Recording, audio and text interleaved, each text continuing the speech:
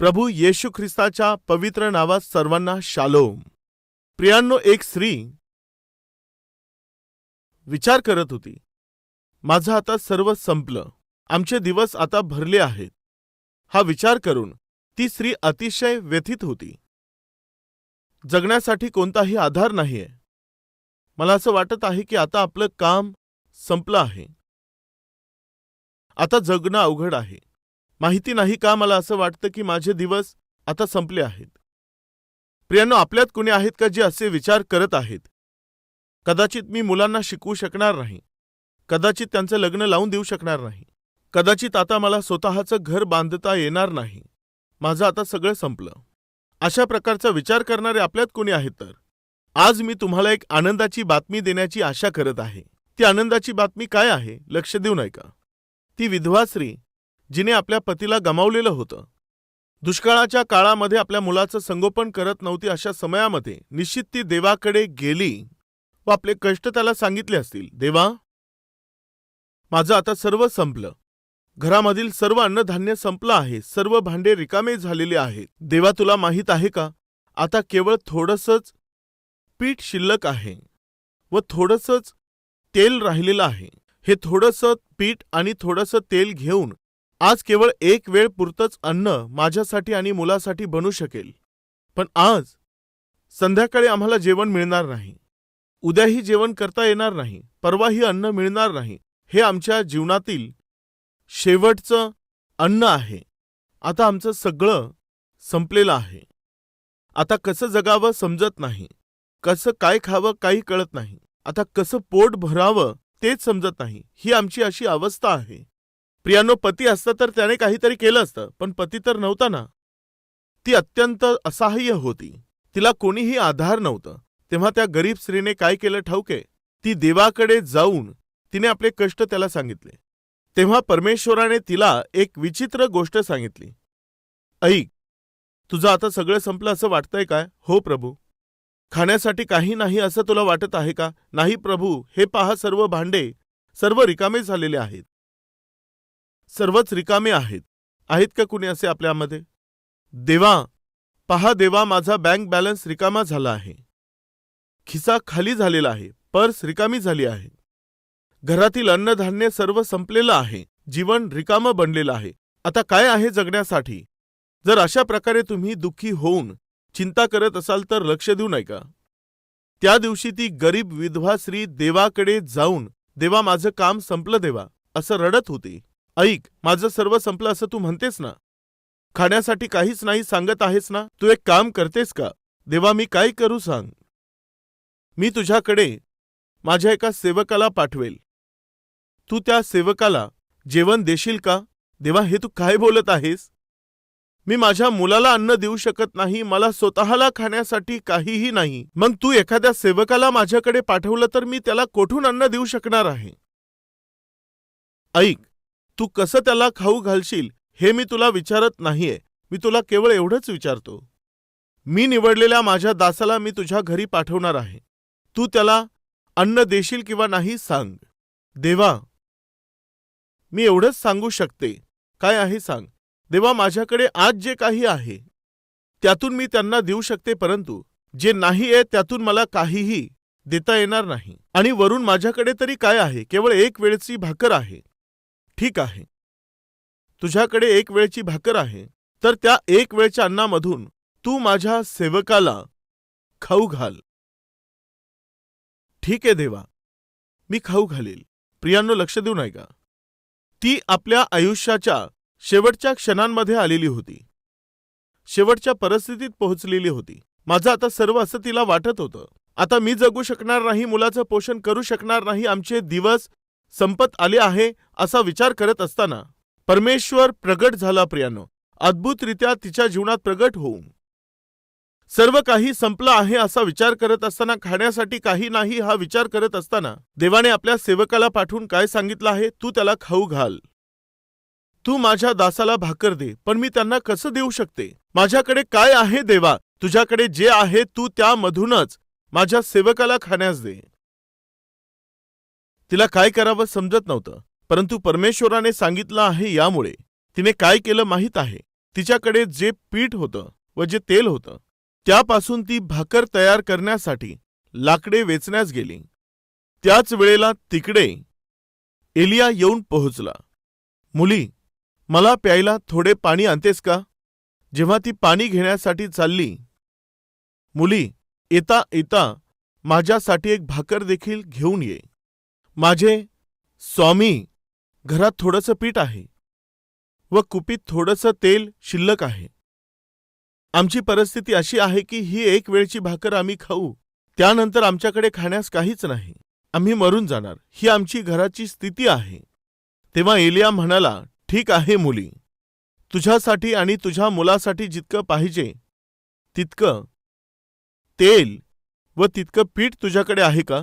आम्हा दोघांसाठी देखील होईल असं सांगता येत नाही. खूपच थोडं आहे. मग एक काम कर मुली, तू भाकर तयार कर आणि माझ्यासाठी पहिली भाकर घेऊन ये. प्रियांनो, एकदा कल्पना करा एलिया काय म्हणत आहे. माझं काम आता संपलं. ती विधवा विचार करत असताना तिच्या जीवनात, त्या विधवेच्या जीवनामध्ये आता मला चांगले दिवस दिसणार नाहीत, आता माझे दिवस संपले असा विचार करत असताना त्या विधवेच्या जीवनात देवाने कसं कार्य केलं पहा. मुली, तुझ्याकडे जे पीठ आहे, जे तेल तुझ्याकडे आहे, त्यातून पहिली भाकर बनवून त्या देवाच्या नावाने तू माझ्याकडे आण. ती जी स्त्री, ती विधवा स्त्री होती, जेव्हा ती भाकर बनवत असेल, अतिशय सुंदर सुगंध त्यातून येत असेल आणि शेजारीच बसलेला तो मुलगा प्लेट घेऊन बसलेला असेल. तुम्ही कल्पना करा, जेव्हा ती आई तिकडे भाकर तयार करत होती तेव्हा तो मुलगा निश्चित प्लेट घेऊन तेथे उभा राहिलेला असेल. त्या प्लेटमध्ये भाकर टाकल्या टाकल्या घाईघाईने त्याने खाण्याचा प्रयत्न केला असेल. बाळा, 1 मिनिट थांब, हे जेवण तुझ्यासाठी नाही. आई, पीठ तर खूप थोडं आहे, तेलही थोडंच आहे, आपल्या दोघांना पुरणार नाही, मग माझ्यासाठी नाही का बोलतेस? तो पहा, तिकडे जो देवाचा दास बसला आहे ना, ही भाकर तू घेऊन जाऊन त्याला दे. आई, तू हे काय सांगत आहेस? आपल्याकडेच खायला नाहीये तर तू त्या सेवकाचा विचार काय करतेस? मुला, तू ही सेवकाला नेऊन देऊन टाक. पण आपल्याला पण पाहिजे ना आई. आपल्याला गरज आहे, खरं आहे, पण देवाने मला सांगितलं आहे, ज्या सेवकाला मी तुझ्याकडे पाठवेल त्याला तू भाकर दे. त्या लहान मुलाने हे समजून न घेता निश्चित तिला त्रस्त केलं असेल, तरी ती भाकर नेऊन ती जी भाकर होती ती सेवकाला देऊन टाकली. मग काय घडलं?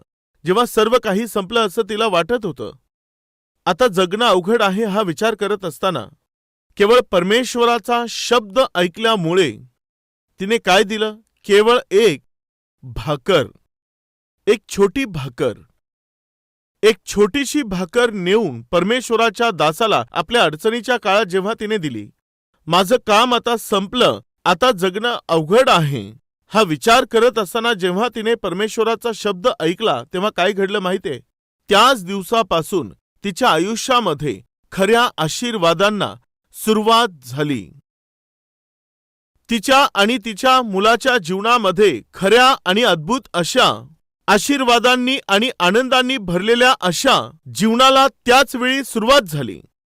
आज आमचं सर्व संपलं. बरेच लोक विचार करत आहेत, माझं आता सर्व संपलं. माझी कौटुंबिक परिस्थिती, माझी शारीरिक परिस्थिती, माझी आर्थिक परिस्थिती, हे सर्व पाहून मला असं वाटत आहे की माझं आता सर्व संपलं. प्रिय भाऊ आणि बहिणींनो, ऐका, जेव्हा तुम्ही आपल्या आयुष्यामध्ये माझं सर्व संपलं असं म्हणून जेव्हा तुम्ही निराश होऊन जाता, जेव्हा तुम्ही व्याकुळ बनता, तेव्हा देव येऊन काय सांगत असतो माहितीये? तुझं काम झालेलं आहे, पण आता माझं काम सुरू झालेलं आहे. तुझ्या जीवनामध्ये, तुझ्या कुटुंबामध्ये मी जे करू इच्छित आहे ते अद्भुत अलौकिक कार्य व मी ज्या प्रतिज्ञा केलेल्या आहेत त्या पूर्ण करण्याचा काळ आलेला आहे. हेच वचन देव तुम्हाला आणि मला देत आहे. काय आज तुम्ही निराशेत आहात का? व्याकुळ झालेले आहात का? काय तुम्हाला असं वाटत आहे का माझं सर्व संपलं? तर तुमच्यासाठी एक आनंदाची बातमी, तुमचं काम संपलं असेल परंतु परमेश्वराचं कार्य आजच्याच दिवशी तुमच्या जीवनामध्ये सुरू होणार आहे. परमेश्वर तुमच्या जीवनामध्ये जे अद्भुत कार्य, जे अलौकिक कार्य आज करू इच्छित आहे व जे चमत्कार तो करू पाहत आहे ते परमेश्वर करणार आहे. तर ऐका, देवाचे अद्भुत कार्य जर तुम्ही जीवनामध्ये पाहू इच्छित आहात तर तुम्ही कष्टांमध्ये असले तरी देखील, तुम्ही दुष्काळात असले तरी देखील तुम्ही परमेश्वराची आज्ञा पाळणारे बनायचं आहे. त्या दिवशी त्या स्त्रीने एक भाकर दिली पण तिने काय प्राप्त केलं माहितीये? सर्व देशामध्ये जेव्हा तीव्र दुष्काळ पसरला होता, राजा आणि राज्यातील सर्व लोक अन्नाशिवाय जेव्हा दुःख भोगत होते, त्या दिवशी जी विचार करत होती सर्व संपलं, त्या गृहिणीच्या जीवनामध्ये अद्भुत कार्य घडलं. कोणतं होतं ते? जसेच देवाचा शब्द ऐकून परमेश्वराच्या दासाला त्या स्त्रीने ती भाकर दिली. सेवक जगला तर सेवा पुढे चालू राहील, सेवा राहिली तर वचन पुढे जात राहील. यामुळे वचनाला, सेवकाला व सेवेला जिवंत ठेवण्यासाठी त्या गरीब विधवेने केलेला तो त्याग देवाने पाहिला. व देवाने काय केलं? त्या दुष्काळाच्या संपूर्ण काळादरम्यान पाहूया काय झालं, कोणाकोणाचं पोषण करण्यात आलं. बायबलमध्ये काय आहे पाहूया. पण आजचा जो संदेश मी तुम्हाला देऊ इच्छित आहे तो प्रमुख विषय हा नाहीये. खऱ्या विषयात मला यायचं आहे. राजेंचे पहिले पुस्तक अध्याय 17, 15 वचन पहा. तिने जाऊन एलियाच्या सांगण्याप्रमाणे केले. तो, ती व तिचे कुटुंब ह्यांचा त्यावर पुष्कळ दिवस निर्वाह झाला. तिच्या सर्व कुटुंबाचा निर्वाह झाला. देवा, आता आमचं काम झालेलं आहे. केवळ एक वेळसाठीच आमच्याकडे भाकर आहे. उद्याचा विचार करून भीती वाटते आहे. कसं जगावं काही समजत नाही, कसं पोषण करावं कळत नाहीये, मुलाला कसं जेवण द्यावं काय करावं समजत नाहीये. पण देवाने त्या दिवशी अद्भुत कार्य केलं. कधी केलं सांगायचं तर, जेव्हा त्या गरीब विधवेने परमेश्वराच्या सेवेला, त्याच्या सेवकाला व त्याच्या वचनाला जिवंत ठेवण्याचा प्रयत्न केला. देवाच्या सेवेमध्ये मदत करण्यासाठी जेव्हा तिने पाऊल पुढे टाकला, तिने आपल्या जीवनात अद्भुत कार्य पाहिलं. प्रिय भाऊ आणि बहिणींनो, परमेश्वराची सेवा, देवाचं शुभवर्तमान, देवाचे संदेश व देवाचे दास हे देवाच्या राज्याच्या वतीने परिश्रम घेण्यासाठी दिलेली सेवा आहे. त्या देवाच्या सेवेमध्ये मंडळीच्या वाढीसाठी, शुभवर्तमान प्रचारासाठी जेही मदत करतील, जेही त्यामध्ये भाग घेतील, कोणतीही मदत करतील, तर देव त्यांना कधीही सोडत नाही. किती लोकांना हा विश्वास आहे?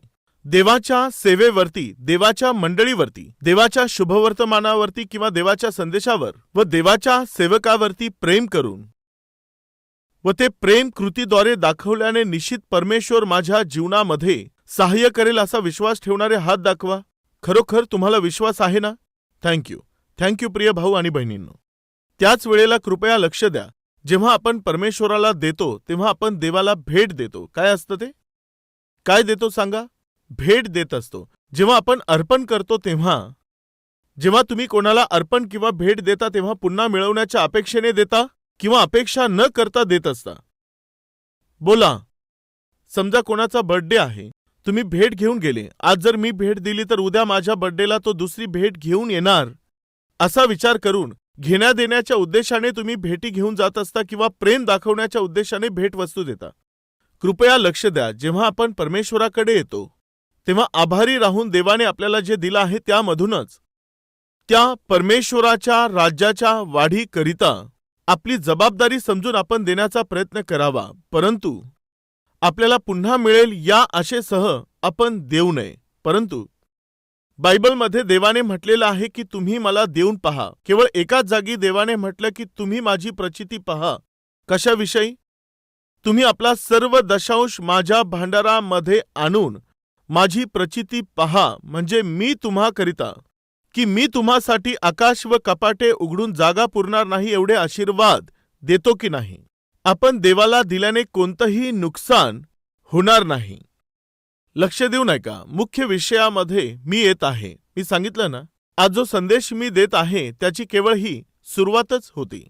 जेव्हा त्या गरीब विधवेने तिच्याकडे जे काही होतं त्या गरीब अवस्थेमध्येच जेव्हा त्या देवाच्या दासाला तिने भाकर दिली, हा सेवक जिवंत राहील तर सेवा पुढे चालू राहील, सेवा पुढे चालू राहिली तर संदेश पुढे जातील, संदेश पुढे चालू राहिले तर हा देश वाचविला जाईल. देश वाचवण्यासाठी, सेवा वाचवण्यासाठी, संदेश वाचवण्यासाठी, सेवकाला वाचवण्याचे प्रयत्न त्या गरीब विधवेने जेव्हा एका भाकरीच्या द्वारे केले तेव्हा देव अतिशय प्रसन्न झाला.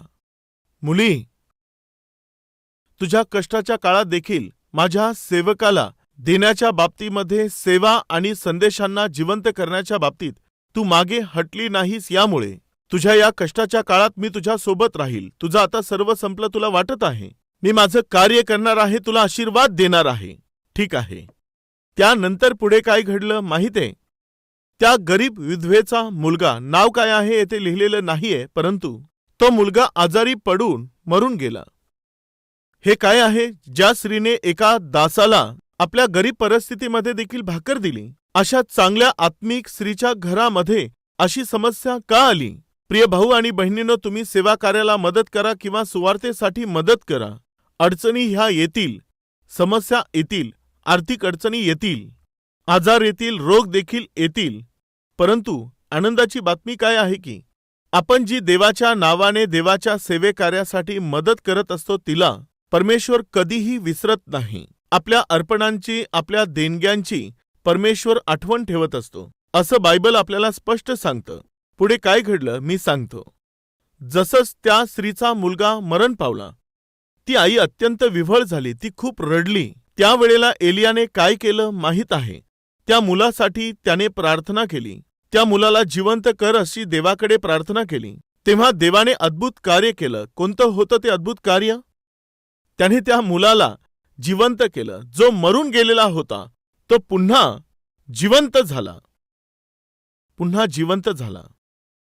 मी बऱ्याच काळापासून त्या दिवशी जो मुलगा मेला तो पुन्हा जिवंत झाला होता ना, त्यानंतर त्या मुलाचं काय झालं असेल, काय झालं असेल असं म्हणून मी बऱ्याच काळापासून मी खूप सर्व पुस्तकांमधून वाचण्याचा प्रयत्न केला. परंतु विचित्र गोष्ट अशी आहे की बायबलच्या सोबत जे यहुदी लोक आहेत त्यांचाही एक इतिहास लिहिला आहे. त्याला ज्यूइश ट्रेडिशन असं म्हटलं जातं. म्हणजे बायबलच्या बरोबरच बायबलमध्ये सांगण्यात आलेल्या या विषयांच्या बरोबरीनेच लिहिण्यात आलेले काही पुस्तके आहेत. त्या पुस्तकांना ते काय म्हणतात? मिद्राशीम असं बोलतात. पाहिजे असेल तर तुम्ही गुगलवर जाऊन चेक करा. त्यांचं नाव मिद्राशीम स्क्रीनवरती तुम्हाला दाखवल्या जात आहे. पाहिजे असेल तर तुम्ही नोट करून ठेवा. शीडर ओलाम रबा या नावाचा एक महायाजक रबी एलियाजर या नावाच्या एका महान विद्वानाने आणि तसंच ज्यूइश ट्रेडिशन मिद्राशीम नावाच्या पुस्तकामध्ये या सर्वांनी काय लिहून ठेवलेलं माहितीये? हे सर्व कोणत्या निष्कर्षापर्यंत पोहोचले माहितीये? त्या काळी सारपत येथे जी विधवा होती तिचा मुलगा म्हणजेच निनवेमध्ये पाठवण्यात आलेला संदेष्टा योना होता, असं म्हणून त्यांनी हा निष्कर्ष काढलेला आहे. त्या सारपत येथील गरीब विधवेचा मुलगा म्हणजेच परमेश्वराने निवडलेला महान असा संदेष्टा योना होता. अशा प्रकारे या बायबलच्या सर्व विद्वानांचं एक अभिप्राय होता. यात सत्यता आहे किंवा चूक आहे कोणत्याही व्यक्तीला त्याचा निष्कर्ष काढता आला नाही. पण काहीही असो, त्या विषयावरती चर्चा करणं आपल्यासाठी गरजेचं नाही. पण जर ते खरं असेल तर एकदा विचार करा. एक गरीब स्त्री की माझं आता सर्व संपलं, माझ्या मुलाचं जीवन आता संपलं, एवढी भाकर खाऊन आम्ही नंतर मरून जाऊ. जेव्हा हा विचार ते करत होते तेव्हा देवाने काय केलं माहीत आहे? ऐक, तू मरून जाशील असा विचार का करतेस? तुझ्याविषयी आणि तुझ्या मुलाच्या विषयी मी उत्तम असे संकल्प ठेवलेले आहेत. आज आम्ही एवढी भाकर खाऊन नंतर मरून जाऊ असा विचार तू का करतेस? तू मरणार नाहीयेस. तुझं जीवन अजून संपलेलं नाही. तुझ्याद्वारे व तुझ्या मुलाच्या द्वारे मी अद्भुत असे कार्य करणार आहे. बायबल काय सांगतं? जो कोणी माझ्या दासाला थंड पाण्याचा प्याला देईल तर त्यांना काय प्राप्त होईल? त्यांना मोठं प्रतिफळ प्राप्त होईल. देवाचा दास आहे हे जाणून तिने एलियाला एक प्याला पाणी दिलं, एक भाकर दिली. तिला काय मिळालं? संदेष्टाचं प्रतिफळ तिला मिळालं. काय मिळालं? तिचा पुत्र त्यानंतर एक महान संदेष्टा म्हणून निवडण्यात आला असं आपण यहुद्यांच्या इतिहासाच्या पुस्तकांमध्ये पाहत आहोत. ते पुस्तके ही गोष्ट प्रगट करतात. रबीश म्हणजे याजक, आणि तसंच यरुशलेममध्ये असणाऱ्या याजकांचा देखील अभिप्राय हाच होता. जर पाहिजे तर गुगलमध्ये जाऊन तुम्ही टाईप करून पहा की सारपत येथील विधवेच्या मुलाचं नाव काय होतं. जर तुम्ही गुगलवर सर्च केलं तर योनाचं नाव येतं. जर हे सत्य असेल तर एकदा जरा विचार करा. माझं जीवन संपलं, माझ्या मुलाचं जीवन संपलं, आता आमचं मरणच बाकी आहे हा विचार करत असताना त्या कुटुंबात काय मरण आलं? नाही आलं. आज आमच्यात कोणी आहेत का? माझं आता सर्व संपलं, मला जे करायचं ते सर्व केलं, पण मला माझ्या आयुष्यामध्ये कोणतंही यश मिळू शकलं नाही, जे पाहिजे ते मिळू शकलं नाही, जिथे पोहोचायचं होतं तिकडे पोहोचू शकलो नाही, जे लग्न जमलं पाहिजे होतं ते जमलं नाही, जी पोस्ट प्राप्त करायची होती ती पोस्ट मी मिळवू शकलो नाही, ज्या देशात जायला पाहिजे होतं जाता आलं नाही, जी नोकरी करायची होती ती करता आली नाही, ज्या स्थानी जायचं होतं तिकडे जाऊ शकलो नाही, माझं आता सर्व संपलं, असं बोलणारे किंवा विचार करणारे जर आमच्यामध्ये कोणी आहेत तर मी एक चांगली बातमी देत आहे. तुमचं काम अजून संपलं नाही, तुमच्या मुलांचं काम देखील अजून सुरू झालेलं नाहीये. देवाने त्यांच्यासाठी उत्तम योजना आणि संकल्प राखून ठेवलेले आहेत, हे विसरू नका.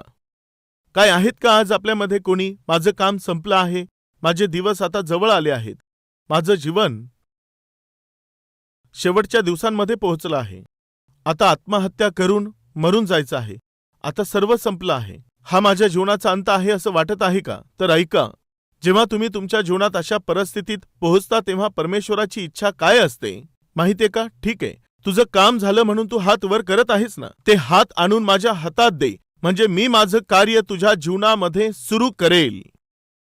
जर तुम्ही स्वतःला माझ्या हातात द्याल तर, जर आपली समस्या माझ्या हातात द्याल तर, व आपल्या कुटुंबाला आपल्या कष्टांना आणि आपल्या अश्रूंना माझ्या हातामध्ये आणून द्याल तर, मी माझं कार्य तुमच्या जीवनामध्ये सुरू करेल.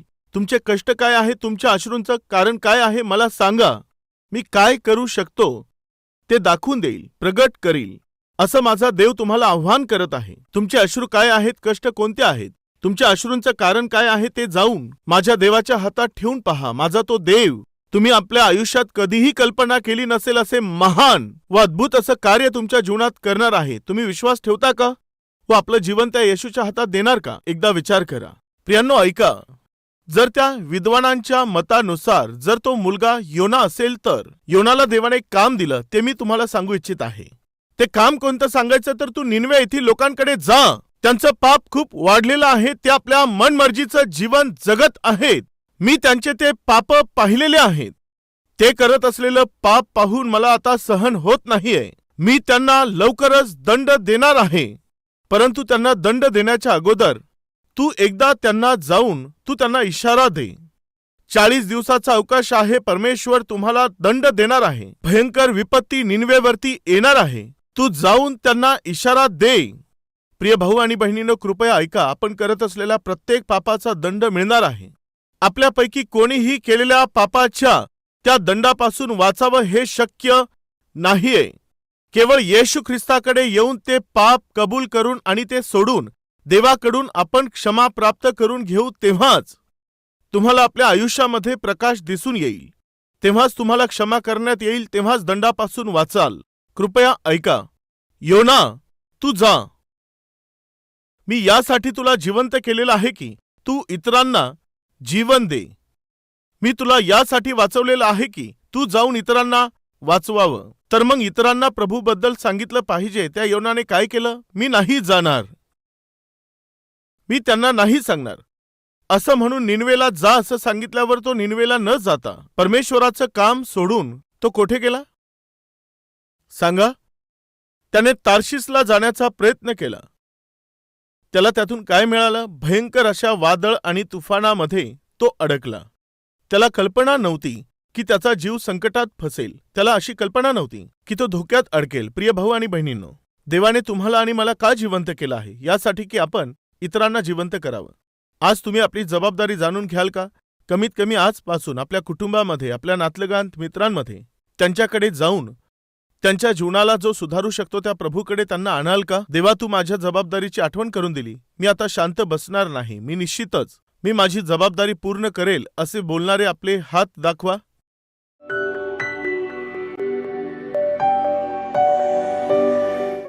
महान पवित्र प्रेमळ परमेश्वर देवा, अगदी सरळ व स्पष्टपणे तू आम्हाशी बोललास. जेव्हा आम्हाला वाटत होतं की आमचं संपलं, आता आम्ही काही करू शकत नाही असं म्हणून निराश होत असताना अद्भुतरित्या देवा तू आज आम्हाशी बोललास.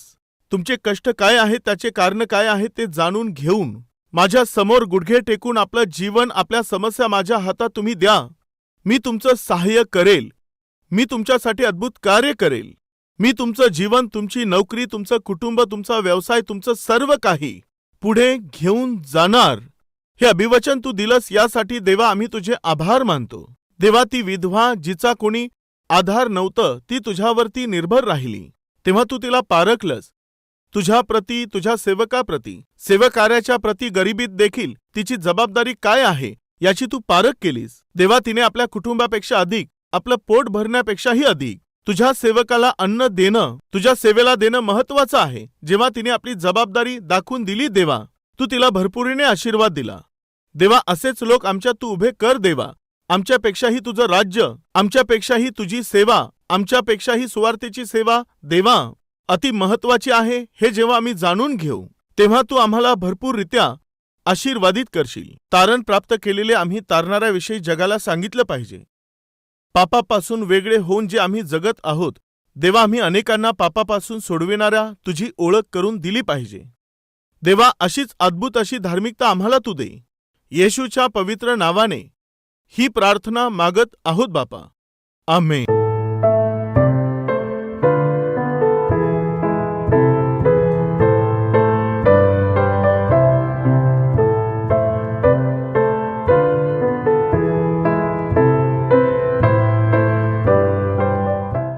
आमचा पत्ता Calvary, post box number 30, Kukatpally, Hyderabad 72.